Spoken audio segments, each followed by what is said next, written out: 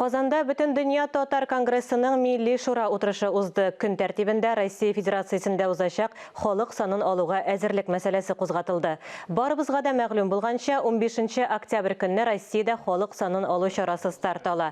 Милли шура рәисе Уасыл Шайхразиев аның мөһимлеген һәр кешегә уешма җитәкчесенә аңлатырга кирәклеген ассызыклады. Конгресс тарафыннан халык санын алуга әзерлек даими рәвештә алып барыла. Россия төбәкләренә эшлекле сәфәрләр, шахтерлар, федераль Бүтін Россия авыл сабан туйлары, татар кызы бәйгесе, Бүтін дөнья татарча диктант акцияләре оештырыла.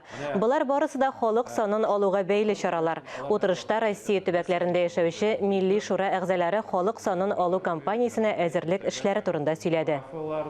Безнең өчен дә бик мөһим, Татарстан өчен, татарлар өчен, Россия күләмендәге яшәүче татарлар өчен, чит илдә әгәрдә безнең Россия гражданлык булганда алар өчен дә.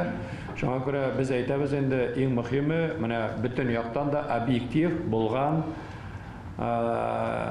соннарны җыеп, Россия күләмендә шушы